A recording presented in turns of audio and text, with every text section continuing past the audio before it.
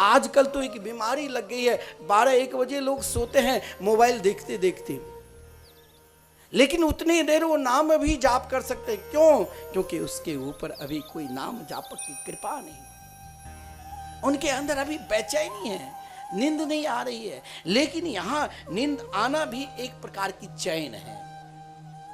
लेकिन मैं जानता हूं कि यहां चैन से ये दोनों सो रहे हैं, इनके अंदर बेचैनी नहीं है, लेकिन मेरे अंदर बेचैनी है। मैं चाहती हूं कि मेरे दोनों पुत्र भी मेरे समान मुस्कुराए। कारण क्या है? जो वृंदावन में मैं तरुणी और मेरे दोनों पुत्र वयोवृद्ध हो चुके हैं। बोले वृंदावन की ज्ञान और वैराग्य देखिए, उद्धव जी जैसे जिसके अंदर 100 बुद्धि है, फिर भी उद्धव जी जब उस प्रेम में डुबकी लगाए तभी श्री राधा तत्व, श्री कृष्ण तत्व को पहचान पाए।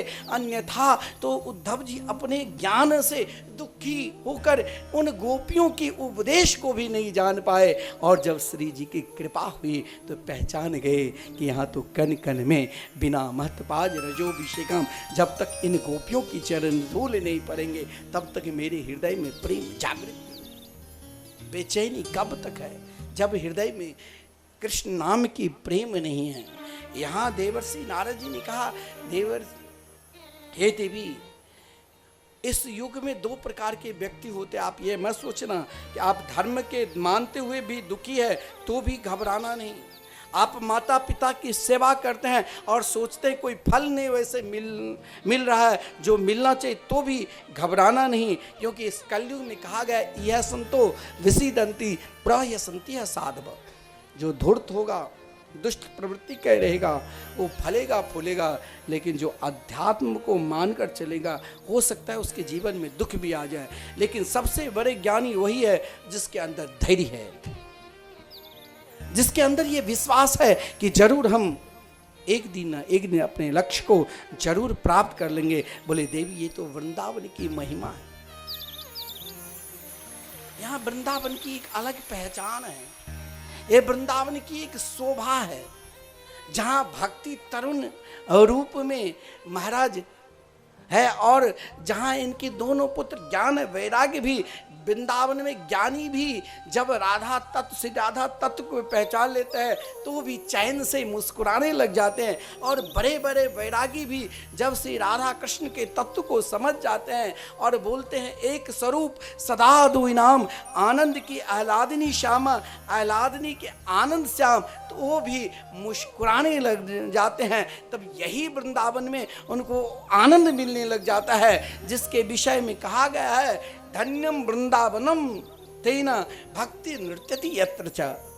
फिर उनके लिए जहां जिस अवस्था में रहे, उनके तो बिल्कुल उनके लिए वृंदावन ही है। लेकिन जीवन में, हे देवी, चिंता तुर तो वो उसे रहना चाहिए जिसके जीवन में कृष्ण नाम की चिंतन नहीं। आप व्रत में चिंता मत करो, आप तो श्री कृष्ण के सबसे प्रिय पटरानी हैं।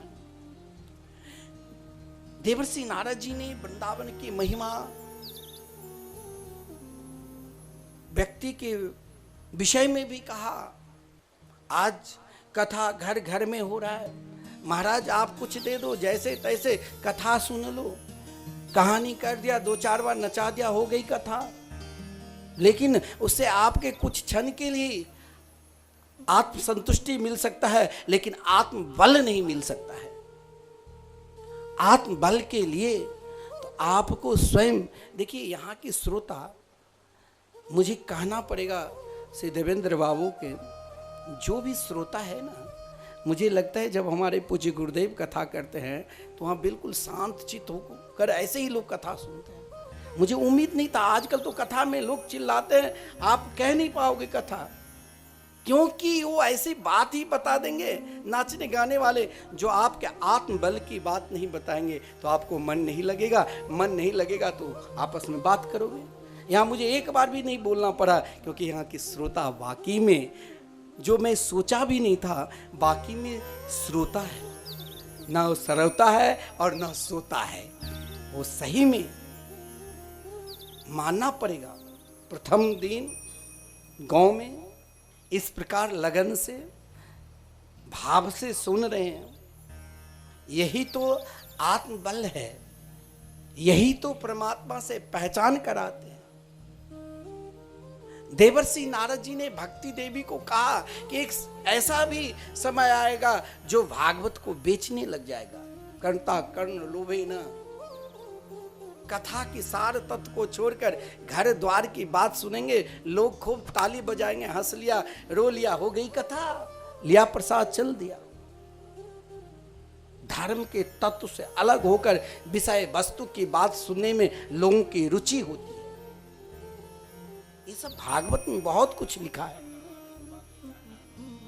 लेकिन कहा भक्ति देवी हमें भगवान को होना चाहिए। देखिए, आप सोचोगे कि एकाएक हम भगवान को पहचान लेंगे, ये पहचानना यहाँ भागवत में जब भक्ति देवी ने देवर्षि नारद जी से प्रार्थना की कि मेरे दोनों पुत्र को भी आप जागृत करो, तो देखिए जैसे आपको हम ऊपर वाले सेकंड फ्लोर पर है तो सीढ़ी से जाना पड़ता है, तो आप एकाएक चाहोगे कि हमें तुरंत वो पहचान मिल जाए, वो नहीं, उसके लिए धीरे धीरे चलना पड़ेगा। धीरे धीरे चलने के लिए जीवन में सर्वप्रथम संगत करो। अब संग किसके करना चाहिए? संग का सबसे देवर्षि नारद जी ने ज्ञान और वैराग को संग धर्म का भी बड़ा सुंदर उपदेश दिया।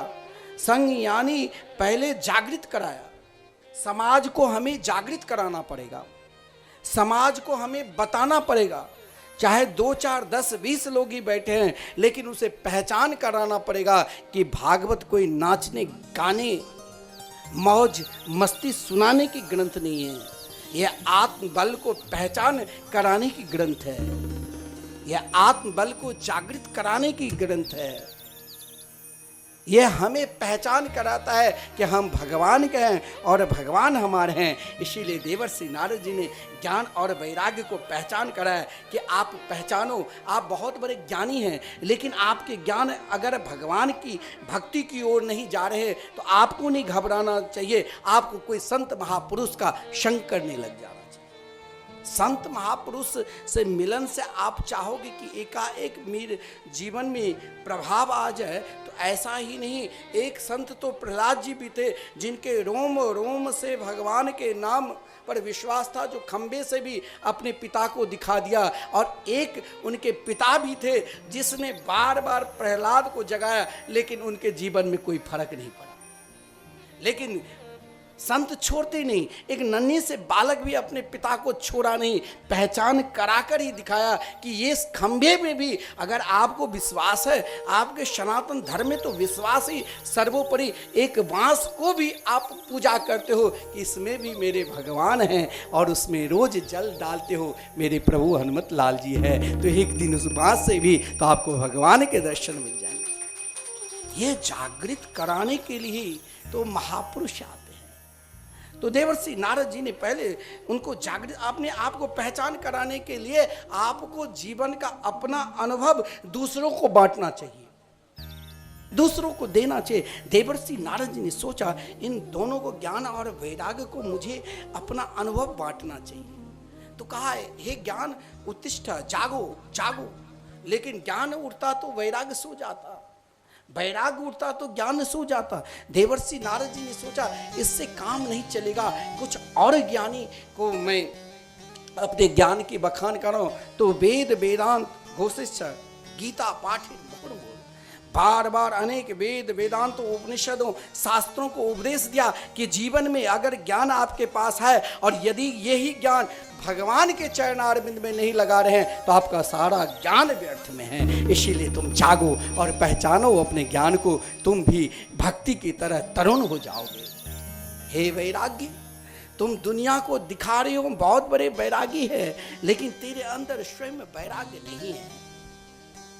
अपने वैराग्य को ज्ञान के द्वारा जगाओ। बार बार गीता पाठ से थोड़ी सी जागृत हुआ। गीता एक सूत्र है, गीता में भगवान ने कहा कि तुम अपने मन दे दो, लेकिन कहीं गीता में ये वर्णन नहीं है कि मन ने किसी ने दे दिया। संपूर्ण गीता को अर्जुन सुनने के बाद भी कहा अब मेरे पास महाराज मोह नहीं है। लेकिन वही अर्जुन के पुत्र जब महाभारत के युद्ध में अभिमन्यु मारा गया तो उनके सारा ज्ञान वहीं रह गए। वही अर्जुन पागल के तरह धनुष बाण को फेंक दिया, स्वयं अग्नि समाधि में जाने लगे। भगवान ने वही अर्जुन को कहा वाह, संपूर्ण ज्ञान रूपी गीता सुनने के बाद भी मोह अभी है। तो वही अभिमन्यु स्वर्ग लोक में जब धिक्कारा, ना जाने एक जन्म मेरे पिता बनने का सौभाग्य बना, आज तुम इस मोह में मोह करना चाहिए उन मनमोहन से, तो तुम मेरे में कर चुके हो। ना जाने मैं कितने ही जन्म तक आपके पिता बन चुके हैं। लेकिन वही गीता सूत्र में एक व्याख्या देख रहा है तो भागवत को देखो, मन किसने दिया तो ब्रजांगना ब्रज की गोपियों ने, और कहा मेरे मन तो गोविंद के चरणारविंद में समर्पित है। तो इस ये मन को जागृत करना है, वैराग्य है। लेकिन महाराज कभी कभी क्या होता है, अपना प्रयास, हमने बहुत प्रयास किया, हम अनेक प्रकार की उद्यम के, धन की प्राप्ति के लिए, प्रतिष्ठा के लिए, भगवान की प्राप्ति के लिए, लेकिन उन उद्यम में सफलता जब ना मिले तो घबराना नहीं चाहिए। किसी श्रेष्ठ महापुरुष का संग करने लग जाना चाहिए। देवर्षि नारद जी ने देखा कि मैंने अपने सारा प्रयास कर लिया, फिर भी ये ज्ञान और वैराग्य जागृत होने के बाद भी फिर उसी अवस्था में लेट जाते हैं।